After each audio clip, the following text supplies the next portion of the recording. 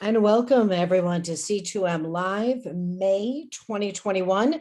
Thank you for joining us. I'll turn it over now to our moderator and host, Ken Lazat. Ken?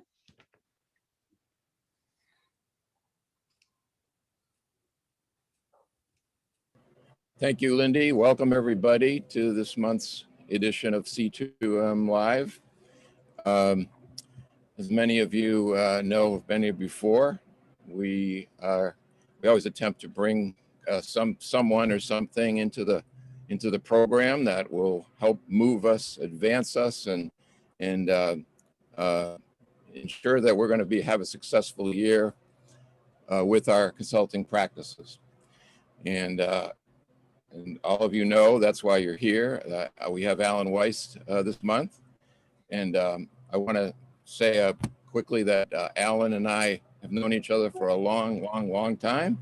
Alan's in Rhode Island and I'm in Massachusetts. And back when we actually had a chapter in New England, Alan used to come up once a year and give us a pro bono presentation. And it used to always fill up our coffers. And it was always appreciated. Never charged a dime.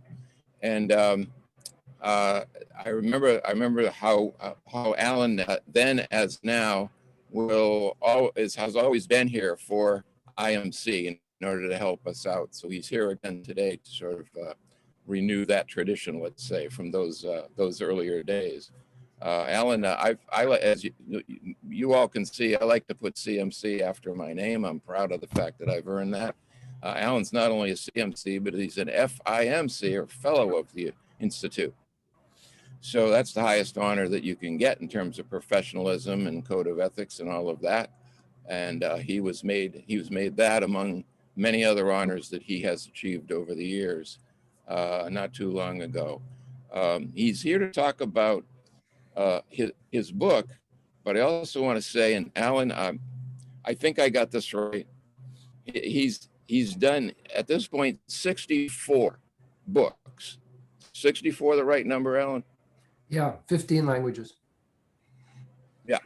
So he's done. And when I asked Alan a couple of months ago to come and suggested that I'd like to give him a chance to promote his latest book, he said yes. But since then, which has only been about maybe two months or 10 weeks or so, he's come out with another book. So I don't know that this is his latest, what he's going to talk about today, but I think everybody who's showing up is here because of that topic. I just noticed a week or two ago that the Consulting Bible second edition is out, and that supersedes his latest book. But his latest book is called Your Legacy Is Now. I think it's a real opportune topic for a lot of us who have been around for a number of years in IMC and building our practice and all of that.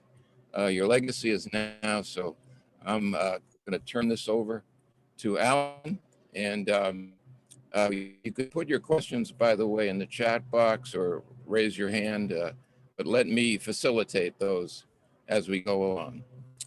So you got the floor, Alan. Thank you for coming. Thanks, Ken. I'm happy to be here. I'm not here to promote anything, by the way. I'm just going to talk about this latest book. I'm happy to do that. If you want to ask questions at any time, do it. Ken will figure them out and relay them to me. But I'm happy to be interrupted. The reason I write so many books is I go for volume and not accuracy, which takes a large burden, off of me.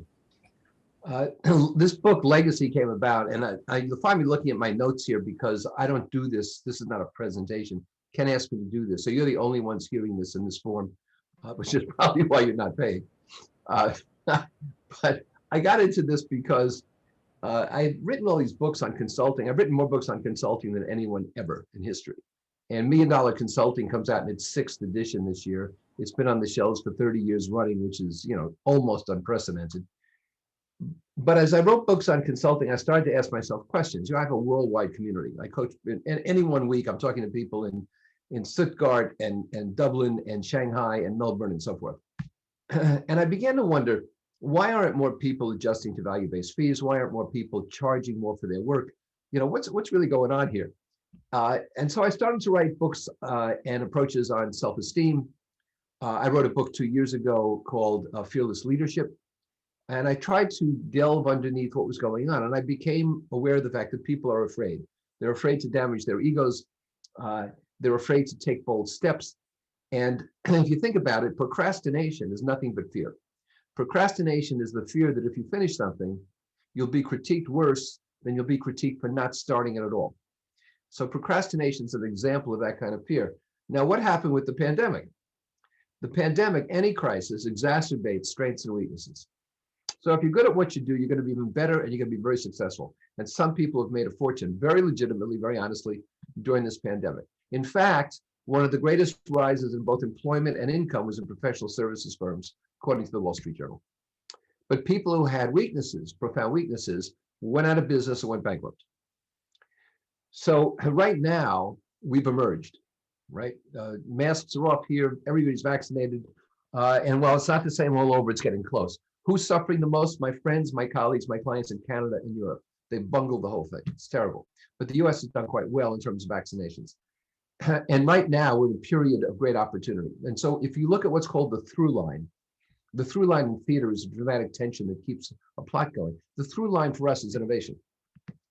And I have trademarked a term called no normal. So that we're not going back to normal. That's never, ever going to happen. Forget about that.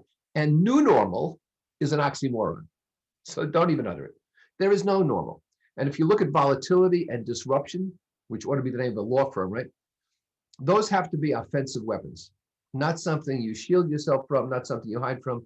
Volatility and disruption, the name of the game, and we need to create it more. We need to create it, and we need to get used to ambiguity.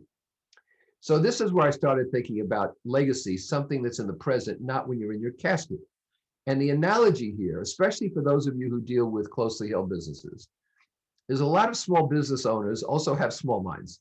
And they get to a point where they want to sell their business and they say, well, I want to sell the business in 6 months. I better improve the valuation. Well, that's no time to improve the valuation. You improve the valuation today.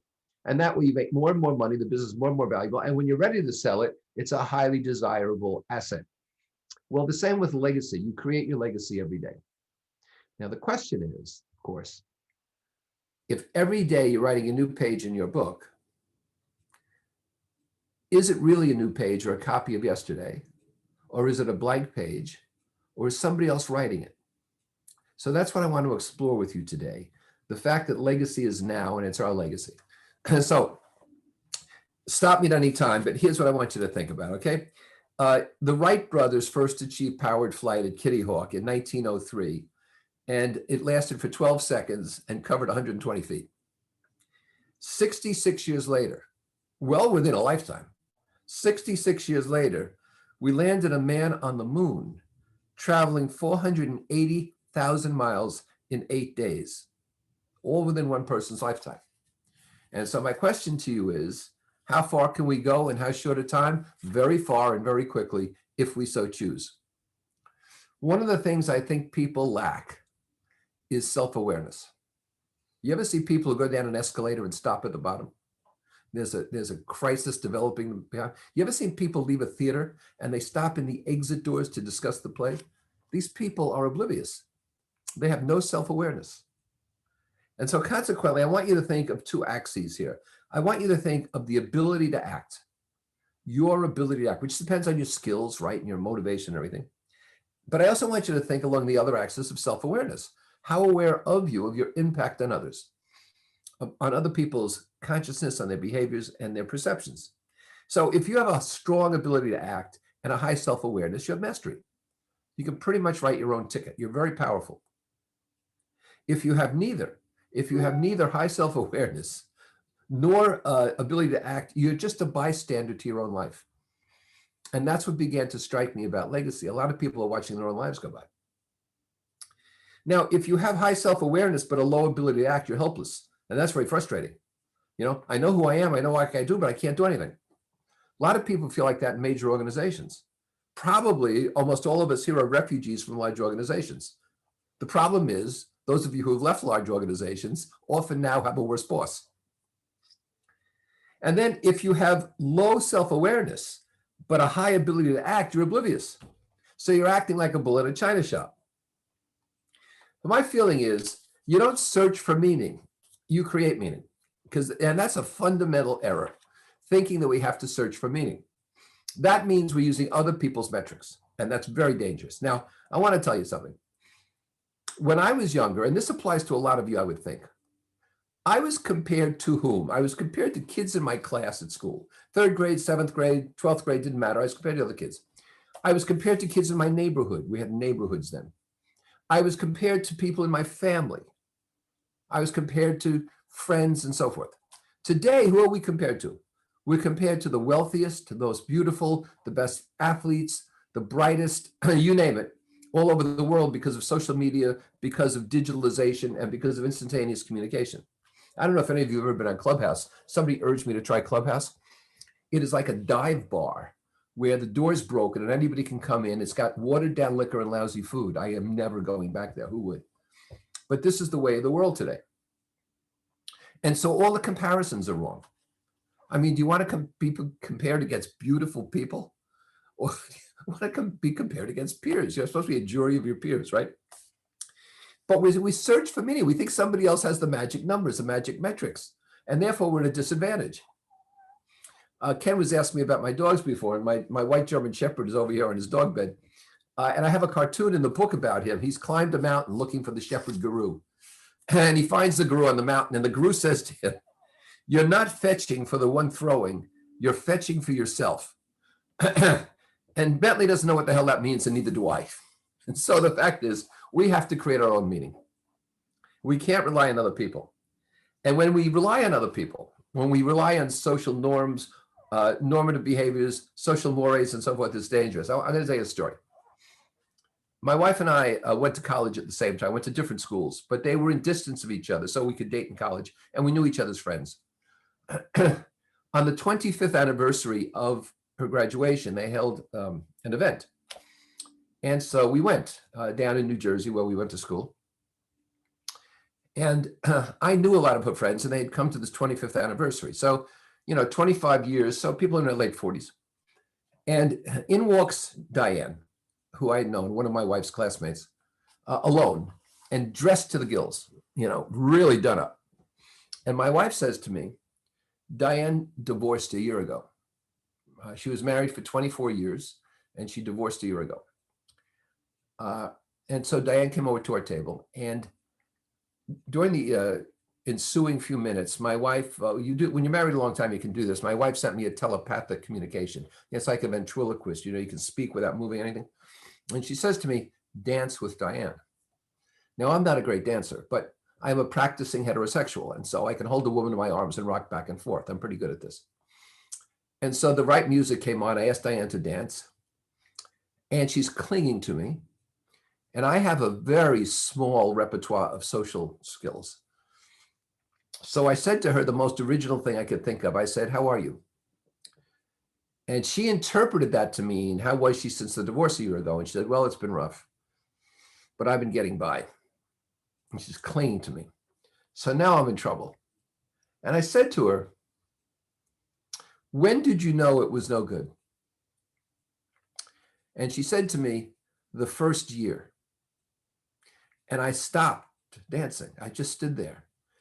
And she said to me, "I'm Italian Catholic. My parents wanted grandchildren." And I wept in her hair. Think of that, a quarter century gone. Now, I tell you that as a very dramatic example because it's emblematic of things we do that we shouldn't be doing, even for a month or a year or 5 years, or whatever it is. It's emblematic of the fact that we think we have to live up to other people's expectations, that we have to fulfill what other people think. And one of the problems with creating our own metrics is guilt. And guilt masks talent. There are three things that mask talent: guilt and fear and depression. And those three conditions don't allow your talent to emerge. They don't allow it to surface. Guilt today is a verb, right? You guilted me. I guilted her. I like to think, I was born to a Jewish family, but we weren't religious. And 15, 16 years ago, I converted to Catholicism. My wife is Italian Catholic, back to the Medicis. And it occurred to me as I looked at these two religions that the Jews invented guilt, but the Catholics perfected it, sort of made it an art form. So there's enough guilt around to last all of us forever. And the problem is that when we feel guilty, we don't act naturally. We act as though we have to please someone else. And it really undermines us. Now, in terms of creating legacy, creating meaning, I think there are three factors we have to look at, and they're not going to be a surprise to any of you because we probably practice this in our coaching and consulting and so forth. But they're beliefs, values, and vision. Think of a Venn diagram, right? Beliefs, values, vision. Hardly new concepts. When you think of them in combination in terms of legacy, if you have beliefs and values, I have beliefs, there are things I believe in, and I have values, I know it's right and wrong, but I have no vision, I don't know where I'm going, I'm lost at sea because there's no port in sight. I forget who said this, it wasn't I, but somebody said, if you don't have a port of call, no wind is a good wind. So that's a problem when you have no vision. If you have values and vision, but you don't believe in it, there are no beliefs, then you lack navigation. You can't steer the thing. And when you have vision and beliefs, but no values, right? You don't have this higher standard, you're sinking because there's no integrity in the craft. So you need beliefs, values, and vision to make things work. Otherwise, it's hard to create meaning for yourself. And meaning entails thinking about how you want to be seen by others, how you want to be perceived by others, not to impress them, but just to be true to yourself and comfortable in your own skin. I ask executives whom I coach 2 questions, which surprise them, which is why I want to throw them off balance anyway. But the first question is, are you having fun? And they react as though I'm not allowed to have fun. I'm an executive. I own this thing. Are you having fun? Because if you're not having fun, you're not passionate. If you're not passionate, work's not going to be very good. You need passion. There's an old speaker story. I'm in the Speaking Hall of Fame.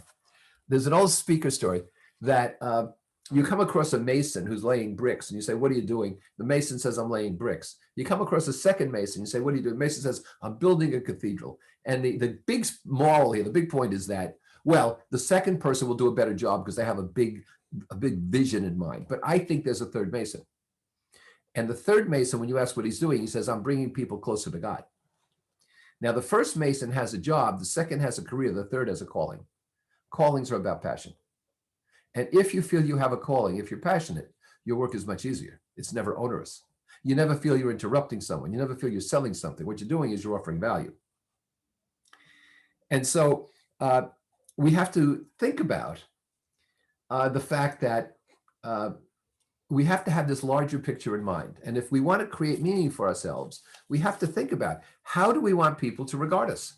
How do we want people to look at us? And the second question I ask executives after "Are you having fun?" is this one: who do you want to be next year? And 99% of the time, they tell me what they want to be doing. I didn't ask you that. I tell them, I asked, who do you want to be? It's a very different question. It's an existential question, but it's a hell of an important question. So I'm a great believer in competition. I believe in capitalism. I believe in competition. I believe in talent talent having the last say. So what is there about competing that's good and bad? Well, when we compete, we're forced to be more innovative. I said before that innovation is the through line. And when you compete, you can't just fix things. You can't just maintain where you are. You can't just sustain where you are. You've got to get better and better. And that requires innovation. Because according to the laws of entropy, if you're on a plateau, the plateau erodes. This is screen sharing, remember. Okay. And so you have to keep innovating. If you're not journeying upward, you're on no journey. You're just coasting along, and that coasting will end. There are 3 kinds of innovation in terms of creating meaning. There are 3 kinds of innovation. People don't understand this. There is opportunism, which means you see something that triggers you. So not long ago, we have a Dunkin' Donuts here in town, about 5 minutes away from me, and the power went out. It's in the morning, it's 6:30 in the morning. Power's out. They can't serve coffee. They can't open their doors. No drive-through. But people are going there to get coffee because they don't know the place is closed yet. A guy pulls up in a canteen truck. This is the truck that goes to plants and sells pastries and bagels and coffee. Canteen truck pulls in. It would normally take him a day to sell out. He sold out in 45 minutes. Opportunistic. He realized people were going there for coffee. I'll fill the need. Then there is conformist innovation. Conformist innovation means I take something that's already working, I make it better. Uber is conformist innovation. It's a taxi service. We know about taxi services, but they created a taxi service that uses high technology where the cars are clean, they don't smell, and there's nobody eating lunch. People can understand the language, they know where they're going, and so forth. Then there's non-conformist innovation, and non-conformist innovation is Amazon. Brand new way of doing things. Amazon started by distributing books and reading materials, and now they'll distribute tires and food and all kinds of things. Jeff Bezos kept promising that he's going to, since he's bought Whole Foods, he's going to drop food deliveries with a drone. I want to see the dogs in the neighborhood when he does that. They'll probably come out with anti-aircraft equipment. But if you think about it, an extraordinarily innovative company, a non-conformist innovative company in the 19th century was Sears Roebuck. Sears had catalogs on the newly created transcontinental trains to the West. People ordered from the catalogs, food, tools, everything, the houses. Orders went back, train shipped out their stuff. General stores took a beating. Highly innovative, non-conformist innovation. Sears Roebuck is now bankrupt, out of business. Why didn't Sears morph into Amazon? Seems like a natural, because they lost the through line. They lost innovation and focused on making money and took on a huge amount of debt. So innovation comes in three forms. We're forced to be innovative, really, if we want to compete successfully. The second thing about innovation is that our values change. And as we get older, our values change, and they should change. My values have changed about certain things.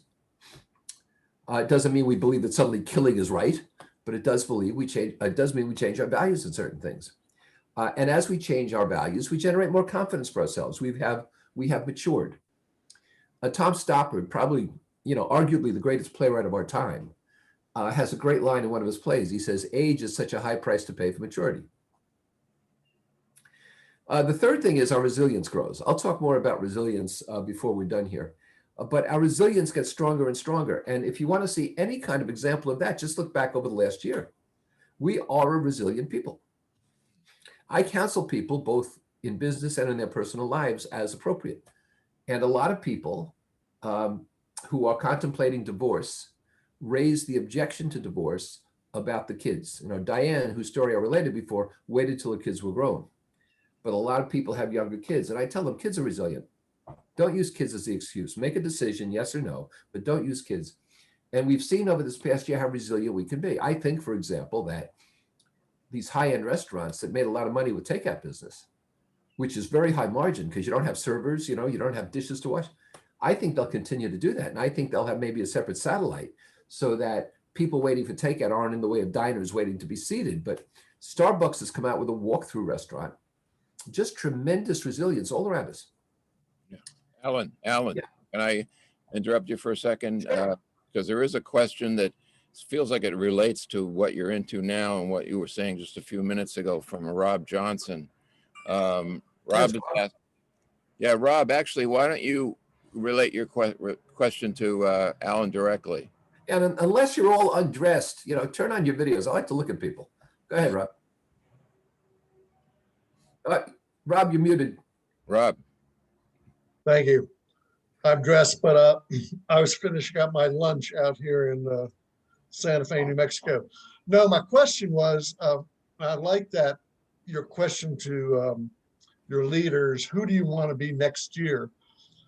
My question to you is, a year from now, how likely is it you'll still be asking them, who do you want to be next year? Or would it be more like, who do you want to be next month? Well, I think it's likely it'll be next year. Let me tell you why, Rob, and see if you agree with this.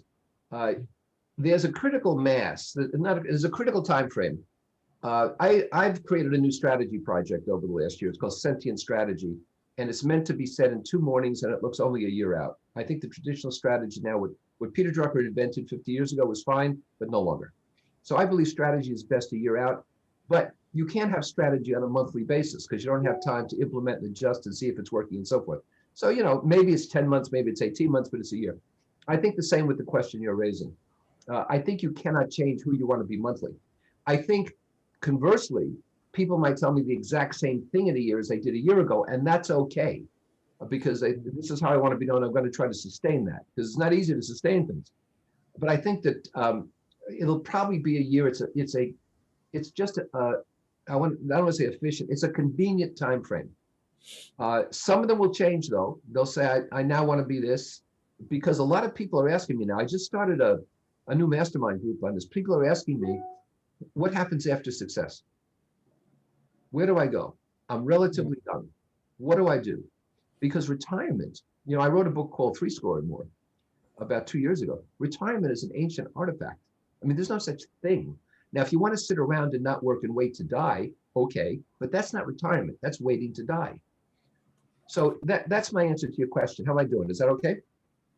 Yeah, that's good. And here in Santa Fe, we have Julia Cameron, who wrote The Artist's Way years ago. And a couple of years ago, she did It's Never Too Late to Begin Again for those of us who are getting their retirement. But when I started reading that, I was thinking, oh, it's going to be a real quick thing. But she ends up having you think back over your entire life and start thinking out what you learned and what was impactful all along. So let me tell you something.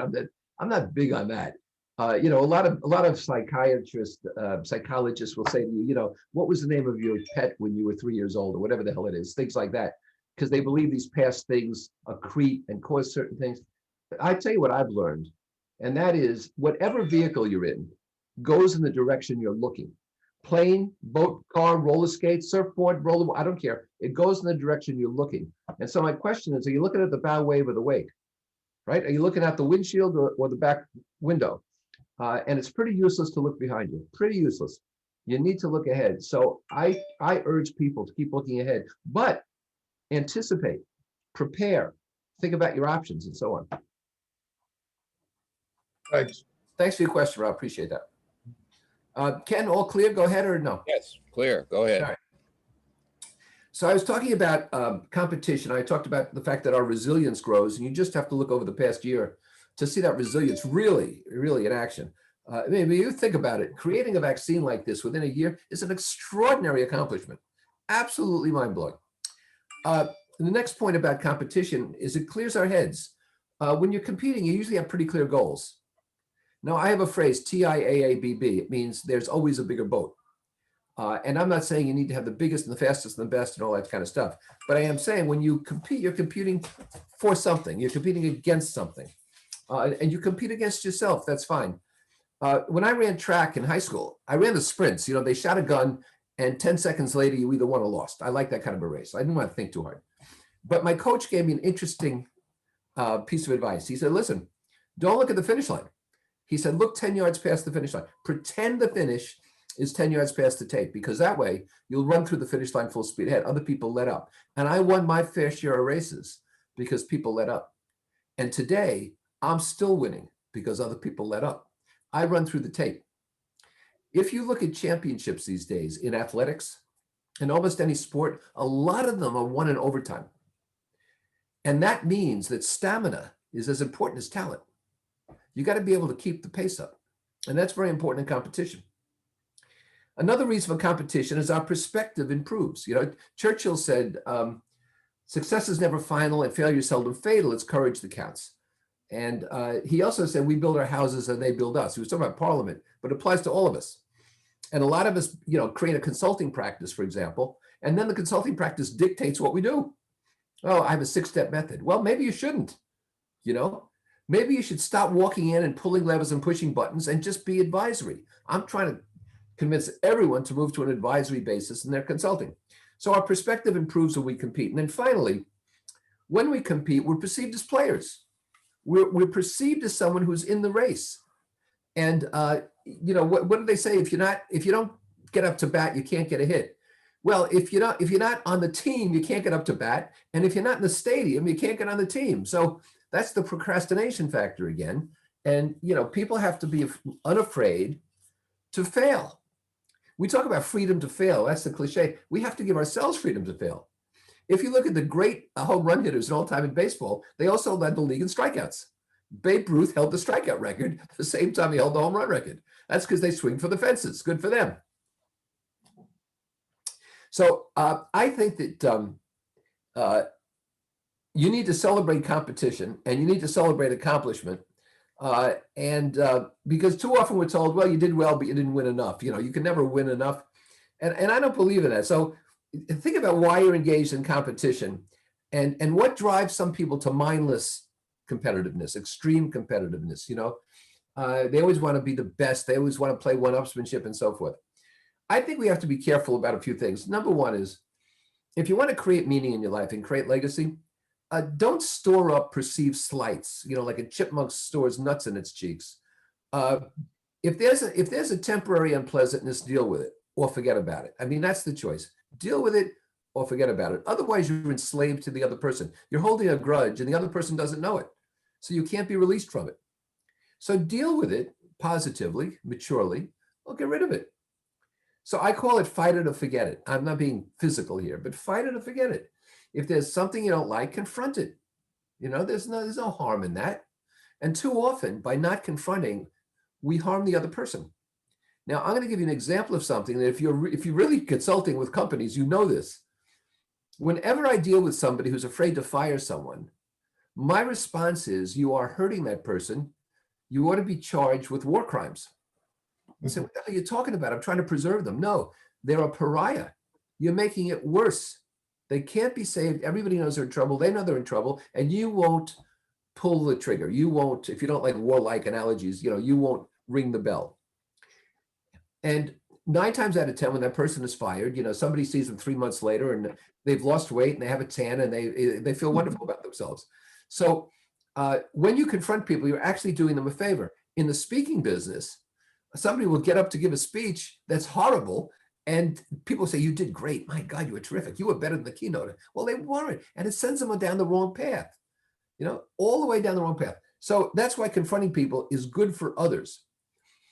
Another healthy thing about competition, instead of just winning, is looking for middle ground. There's a fabulous song, Billy Joel sings, Shades of Gray. It's he's the troubadour of our times as far as I'm concerned. He's got this great song and the refrain is, I'm just not so sure anymore. And, I'm comfortable with that. Life changes. Hey, when I was young, we didn't do this. Okay, life changes. I'm just not so sure anymore. And, we all have to stop feeling that every day we have to prove ourselves to others. People say, well, you always just confident. Hell no. I was a scared little kid. And in my 20s, when I first started in business, I used to enter a room and shoot everybody and then say, fine, let's do it my way. I had the verbal skills to do that. Well, I didn't have any friends. I didn't have any support. One of the problems with radical politicians today on either side is they're immediately marginalized because they have no support. They're not willing to compromise. So I think that you have to understand that in competing, you find better ways to do things. And too many people are going around the block to get next door instead of just moving next door. That's the straight line. Now, in terms of bigger and better and faster and all this kind of business, I talk in the book about the superficiality of size. It doesn't matter who has the biggest yacht. There's always a bigger boat. The key is, you have a boat that's good for you, not by somebody else's standards. This is good for me. I was talking to a woman in my community who's making in the low millions, low 7 figures, and she's doing just great. And a lot of people in my community, have nice cars. I'm a car guy, and some other people are too. And we talk about cars on my forums and so on. And she said to me, "Oh, what kind of car should I get? I don't know. Aston Martin seems a little bit exotic, and should I get a big BMW?" And I said to her, "Mary, do you like cars?" She said, "No." I said, "Then where you get a car? You're using other people's metrics." But that seems strange, but all of us do this all the time. "Oh, she's got one of those. All right. I wonder how I get one of those." She went on safari. How do I go on a better safari? Of course, I'm scared of animals, but apparently safaris are in. So we have to look at something very painful, I find, for most consultants. There's a difference between respect and affection. And I don't care if people like me. I don't go out of my way to make them hate me. but I don't go out of my way to make them love me. And so what we want as consultants is respect. And we don't need to be loved. You know, if you want to be loved, get a dog. I have 2 dogs. I don't need my clients to love me, but I want them to respect me. And so if people do like you and they respect you, you can be a trusted advisor, which I think is the most lucrative, powerful, high impact kind of consulting you can do. If people don't like you very much, but they respect you a great deal, then you're sort of an expert witness, you know. If people neither respect you nor like you, you're a vendor. And if people like you but don't respect you, you're a buddy. So you have to understand the difference between respect and affection, and the fact that you have to don't get your love in all the wrong places. Alan? Yeah. Hey, I got a question for you. This is my question. This has kind of been in and out, this hanging there, many of the things that you're saying. How do you know, that is to say, how do you recognize when you're going down the wrong path? There's signals that we should pay attention to that we don't. You're unhappy. That's how you know. Because I think I ask executives they're having fun, like I said, because we all have a right to be happy. I don't think we have a right to consume happiness, or for that matter, consume wealth without creating happiness and wealth. But when we go down the wrong path, we stumble, we fall, we have to backtrack, we have to make excuses, we have to make amends, we have to apologize. It's not a happy circumstance. And so we know this is the wrong way for me. I am not getting up in the morning thrilled to be alive. I don't get up in the morning ready to run through that gate. And I'm convinced, Ken, that people wake up in one of 2 ways. They wake up either saying, what a great day full of opportunity, who can I help? Or they get up saying, oh God, another long, slow crawl through enemy territory. And that mood doesn't change for the entire day. You know, I meet people at 6:30 in a coffee shop who are already miserable. That's not easy. So if you're unhappy, that's what happens. Dan Gilbert, who's if I'm the rock star consulting, he's the rock star of psychology up at Harvard. He's got 30 million TED views, and he spoke for me on my behalf at one of my conventions. And he and I are doing a Zoom workshop together in June called Lessons from the End of the World.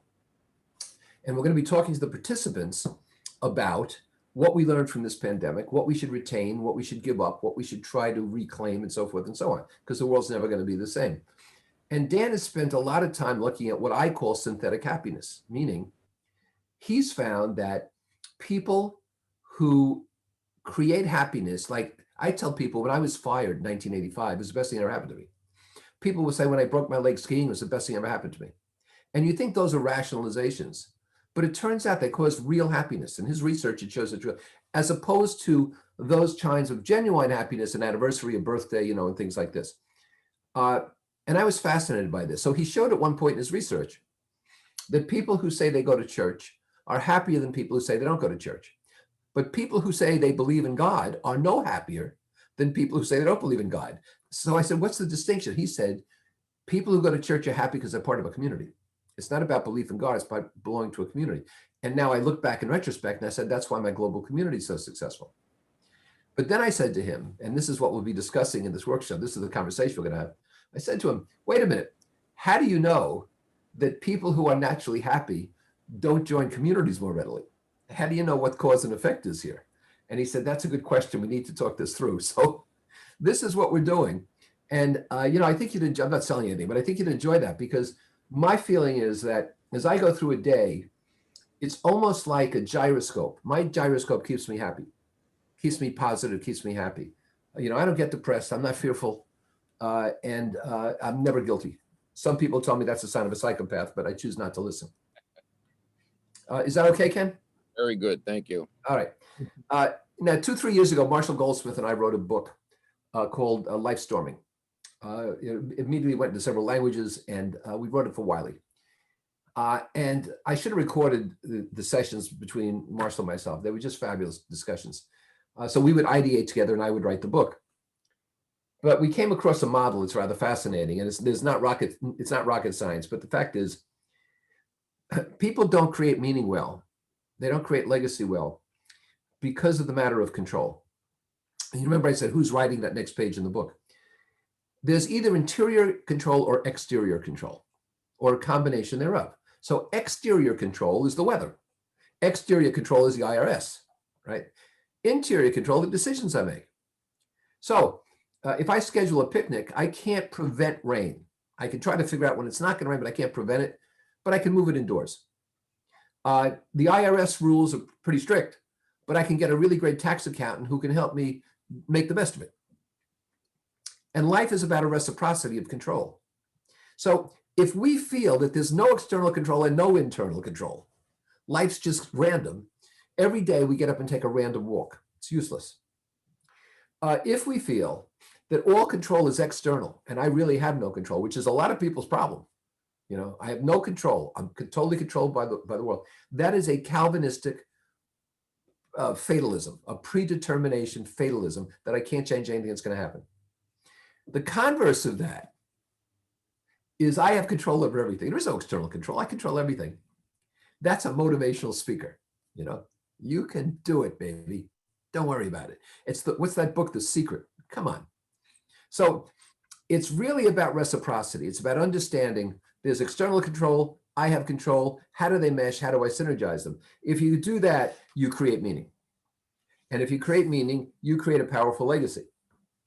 Now, I said earlier, I want to talk about resilience a little bit more. So let me explain what I mean.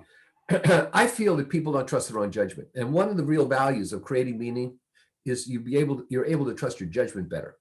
So when Billy Joel says, I'm not so sure anymore, at least you can start to make judgments with that reality. And I have something I call fuel tanks for resilience. And my fuel tanks are things like this. Recognizing when you're successful and knowing the cause of it. Providing yourself with positive self-talk. Having a healthy intolerance for feedback. I don't listen to unsolicited feedback. I'm not interested. It's always for the sender. I won't read a smile sheet. I won't read a rating form. I only listen to people I ask. Appropriate avatars. Who you're looking to as your guides, as your mentors, as your coaches, as your symbols. A dynamically growing critical skill set. So your critical thinking skills are constantly growing. Social cue adeptness. You see things in the environment and you can relate to them, you know. So spirituality is about looking around in awareness, not about dreading the future or looking back in regret. It's about looking around in awareness. And then finally, applying judgment appropriately. And that includes taste, right? So if you do these things, you'll have trust in your judgment. If you have these kind of skills and traits, you'll have trust in your judgment, which makes for better decisions and more positive behaviors, which leads to success. If you have a non-success, then these kinds of traits serve as sort of a contingent reserve, and they provide the resilience to get you back on track. So resilience isn't just a matter of, you know, being born under the right star or how you feel that day. Resilience involves developing the right traits. And therefore, people can make themselves more resilient. Now, I have a little bit of time left here. I want to make sure I cover several things. The first is this. You don't create meaning without being vulnerable. And so I admit there are a lot of things I don't know. Happy to admit that. When I was young, I thought I knew everything. As I got older, I realized I knew very little. That's a tremendous weight lifted. And so I call this the lobster principle. You know, so some of you like Ken who know New England, the finest lobsters in the world are here. You know, South Africa doesn't have lobsters. They have big sort of stupid scorpion things. And Australia thinks they have lobsters. They're sort of like crayfish on steroids. New England has lobsters, you know. California has things that are progressive, no good. So I love lobster. And on Father's Day, we go out here to Newport and my wife arranges with the moorings, which is on the water in Newport, to get me a 7 or 8 pound lobster. And the whole staff brings it out and it's just amazing. And of course, the secret to a lobster is you have to steam it. So you need a big enough steamer. Lobsters do not get tougher as they get bigger, but you need to steam it. So you need somebody with a giant steamer. I tell you this because we have landed, you know, a rover on Mars, but we do not know how big lobsters get. We don't know how old lobsters live. We do not know. And they've caught an 80 pound lobster. They caught a lobster they think is 100 years old. Now, fortunately, they put these creatures back, but nobody knows. They found right here in Rhode Island, we have quahogs, which are big clams, quahogs. You can tell how old they are by rings. They live in cold water. They found one up off the east coast of Canada, alive, that's 500 years old at least. Put it back. So the thing about a lobster with this exoskeleton is that it has to shed the skeleton to grow. So the lobster sheds its skeleton and it's vulnerable, hides under a rock away from its predators, grows a new skeleton, it's good to go, and up it goes. And it keeps doing that, every 2 years, whatever the hell it is, lobster gets bigger and bigger. Nobody knows how big they get. Nobody knows at the bottom of the ocean. There might be a 500-pound lobster. We don't know, okay? Might be a lobster as old as the redwoods. We don't know. So we have to be vulnerable to grow, but fortunately, we don't have predators trying to feed on us. And by being vulnerable, I mean that if you really want to create meaning, you have to admit to the fact that you don't know things. You have to admit to the fact that you made errors. You have to admit to the fact that you can improve. And this is especially important for us in consulting because we meet a lot of executives who feel that it's a sign of weakness to do those things. And so they don't do them and they don't grow. And they're stuck and they outgrow their shell. And if you want to know how serious this can get, I was coaching the CEO of Allergan, and this is years ago, so he's long retired. And he's one of the best executives I had ever seen. I coached him for a couple of months, debriefed every week, and told him at the end that, he had a few tweaks that he should make, but man, oh man, he was the best. And as I walked out the door, he did a reverse Columbo. He said, hey, one more thing. I turned around, and knowing I worked with Merck Pharmaceuticals for 12 years during that period, he said to me, do you think I could make it at Merck? That was the extent of his problem with his self-esteem. That was the extent of vulnerability. In other words, he had this worry. And so you find people do have low esteem. You find people are scared, yes. Find people don't have confidence because they're not getting honest feedback. And you also can find that there are people who have accomplished things and feel they have nothing left to accomplish. And this is the danger. This is why I say what happens after success. So I'll tell you an interesting story. I used to be chair of the Newport International Film Festival. And one year we filmed a documentary, we staged a documentary, we showed a documentary. I want to turn off these notices here. But with Philip Petit. Philip Petit was the Frenchman who walked across the towers at Notre Dame and who walked across the original World Trade Center towers. And the documentary was hysterical because back then there was very little security. They shot the wire across with a rocket gun. They fooled the private security people who were supposed to keep people out there. I mean, it was like the Keystone Cops. And when Philip Petit gets up there, and the World Trade Center is, I don't know, 1,500 feet high, whatever, I mean, right? He's walking across and realizes that the towers sway. No one knew this, but they were built to sway in the wind, and they swayed 6 feet. So he's up there with no net, walking across this wire, and the towers are swaying 6 feet. Gets across, famous, right? Makes history. So we invite him to the screening. At this point, he's 54, 55 years old. Comes to the screening. Everybody is, shouting for him, applauding. And then there's a reception that night in the harbor, the marina. And I notice during the reception, he's not there. So I go outside and I see a lit cigarette at the end of the pier. So I follow it out, and sure enough, it's him out there by himself. I asked him how he was doing. And I realized what the problem was. He had no place else to go. He couldn't walk anymore. He couldn't walk the wire anymore at that age. And besides, he already did the World Trade Centers. Where was he going to go?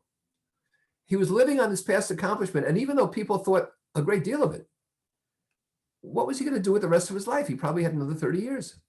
He was depressed. So we have to keep reinventing ourselves. And to me, the important thing about creating meaning rather than searching for meaning is that we have to successfully recreate ourselves so that we can create these new beginnings and these new futures for ourselves. A mayfly lives for one day. This year's the cicadas are coming. Every 17 years, the cicadas come out. How they know this, I don't know. Probably Rolexes. But every 17 years, the cicadas come out, and they're coming out this year in these huge swarms, right? The coelacanth was a primitive fish, which was thought to be extinct for 140 million years. Now, I can't comprehend that number, 140 million years. But in 1938, these fishermen off the Comoros Islands pulled up a very primitive looking fish, and they didn't know what the hell it was. And so they got back to land. They showed it to somebody who was an expert in fishing, and they ran the thing over to a museum before it, decomposed. And the expert at the museum says it's coelacanth. Apparently, no one told the coelacanths they were extinct. And they were living deep, deep down in cold waters off the Comoros Islands. But this one, for some reason, had come up. I don't know, maybe to look around. And they realized that there's a very healthy amount of coelacanths still alive. We don't know what we don't know. Recently, they found a dwarf kind of elephant in the Horn of Africa that scientists thought was extinct for a century. And I'll remind you that most scientists feel that humans are somewhere around 200,000 years here on the planet, about 200,000 years. The dinosaurs lived for 120 million years, The dinosaurs lived for 120 million years. And I just saw an estimate in the New York Times 2 weeks ago that the most fearsome of all the dinosaurs, the Tyrannosaurus Rex, they estimate somehow there were 250 million of these things. Now there's 320 million people maybe in America. There were 250 million Tyrannosaurus Rexes running around with plenty of food to eat. And if that piece of space junk hadn't hit the Yucatan, we'd all be reptiles. There was nothing going to take over from them. So my story in terms of legacy is your legacy is now, and now's the time you live it every single day, as frequently and as often as you can revisit it, to make an impact. And if you want to make an impact, first you have to realize who you are, and then you have to decide who you want to be. That's my story, and I'm sticking to it. Ken, back to you. Do you ever find that you get confused by what's your decisions about where you're going or what the next moment or the next day is going to be about versus the noise that comes in? I never get confused because my feeling is that success is a range. It's sort of a rheostat. It's not an on-off switch. And so there are a lot of ways to be successful. And there are a lot of conditions under which you're successful. And as long as I'm in the feasible set of success, I'm happy. It doesn't have to be exactly this or exactly that. And I have long ago given up any kind of search for perfection. No airplane I've ever been on, no dinner I've ever had, no car I've ever owned has been perfect. So why should I look for perfection in anything I do? It's foolish. Very good. Any other questions, anybody? I'm looking for see if anyone's got hands going or. It looks like not. So you have 5 minutes to do anything you want, Alan. Of course, you have the rest of your life to do anything you want. I'm going to use the 5 minutes to go get a drink. So it's been nice being with you. I thank you for inviting me. I wish you all well. Let's get vaccinated. I'm getting vaccinated, I don't know, 12, 14 times because I think it's such a good idea. And I'm sure I'll make up for some other people. So thanks for having me. I wish you all well. I know you don't like unsolicited feedback, but Right. nonetheless, I'll say very nice. This was great. Hope you're recording this, all that stuff. Yada, yada. Hey, if you're recording this, send me a link. I'll spread it around. Take care. Thank you, Alan. Thanks. Ciao. And thank everybody else. Thank you to everybody else for being here. This has been recorded, of course, so you'll all be getting that recording. And as I always say with any of our presenters, if you have anything that you want to ask them afterwards, you can either email them directly, and like in the case of Alan, since he's a member of IMC, or email me and I'll relay a question or a comment or whatever in his direction. And naturally, 64 books. I was going to ask him if he'd come back when he'd done the 100th book as a sort of a centennial party for him and his books. But anyway, take a look at this one and see if this one makes sense to you. He didn't ask me to promote it. He didn't give me a buck or two or three or whatever. I just like to help people sell their books. So thank you, everybody. Good to see you. See you next month. Everybody, make sure you come back.